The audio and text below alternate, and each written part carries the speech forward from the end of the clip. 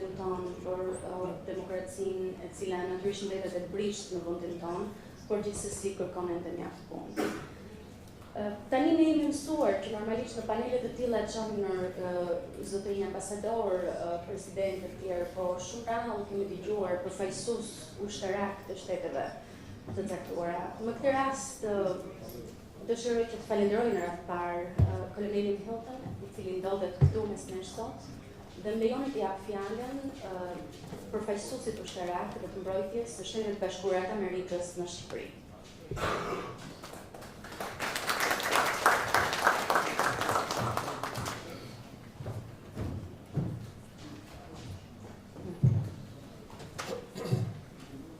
Thank you very much for the kind introduction. Mr. President, Madam President, honorable ambassadors, distinguished guests, friends, and colleagues.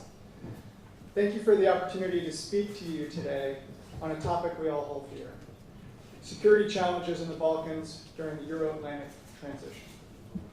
I will spend my brief minutes with you this morning discussing two of these security challenges: external threats and internal threats. The external threats come from foreign actors. The internal threats arise from weak democratic institutions. Since the United States and Albania reestablished relations in March 1991, the United States has helped Albania become a global security contributor. We also continue to support Albania's development as a stable and prosperous democracy and free market economy.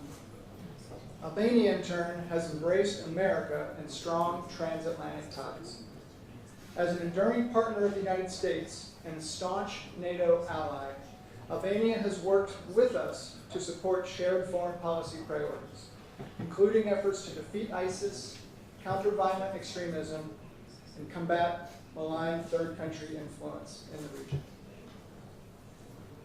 While we have achieved great success together over the past 28 years, our work is not done. Iran continues its malevolent influence and actions around the world. We know it has targeted Albania. We welcome Albania's clear message to Iran's leaders that their support for terrorism will not be tolerated. We all need to stand up to Iran's reckless behavior in Europe and across the globe. Russia's leaders are another external challenge. The Kremlin appears determined to undermine democratic institutions around the world, and sow divisions among us. These threats are not merely rhetorical. Russia has employed nerve agent attacks and malicious cyber activities. It has violated the sovereignty of Ukraine and Georgia by occupying their recognized lands. These types of threats occur both openly and covertly within NATO's borders. Albania has been a member of NATO for 10 years, and for 10 years, Albania has made our alliance stronger. Even before it joined the alliance, Albania stood side by side with NATO in Afghanistan, Kosovo, Bosnia, Iraq, and other missions. Albania has shared in the benefits of NATO, but also shared the burden. Albania contributes more troops per capita than nearly all other European nations. Like Albania, we remain committed to the principle that we will always be stronger together.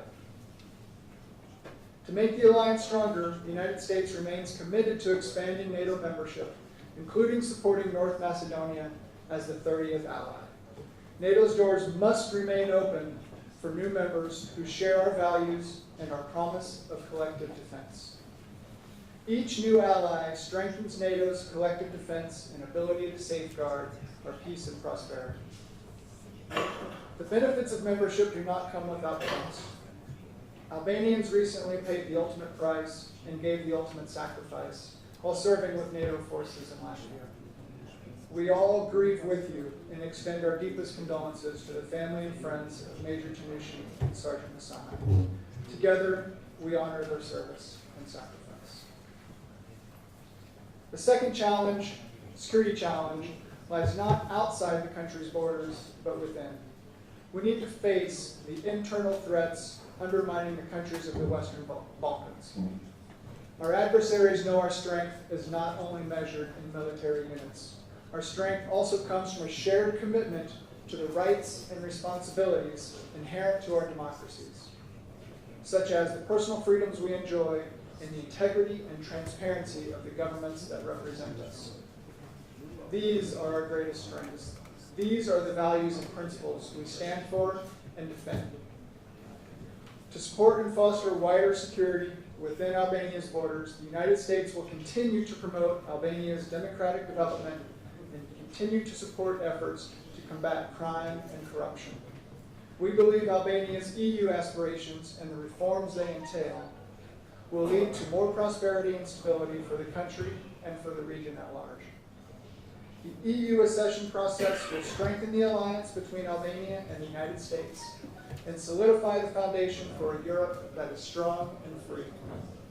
The good news is that Albania is headed in the right direction, though progress must continue. In order to create an economic environment that benefits everyone, progress must continue on rule of law and rooting out corruption and organized crime. Justice reform is happening because Albanians deserve an honest and transparent judicial system, as do all the people of the region. Albania and the rest of the Western Balkans do not stand alone. They stand shoulder to shoulder with each other and with the United States. Only through working together can we overcome the external and internal security threats in the region and continue the unwavering transatlantic march.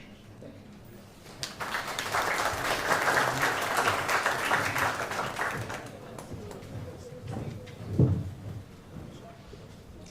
Falenderoj shumë Kolonel Hilton dhe ju siguroj për mbështetjen që do të keni gjithmonë nga Shqipëria.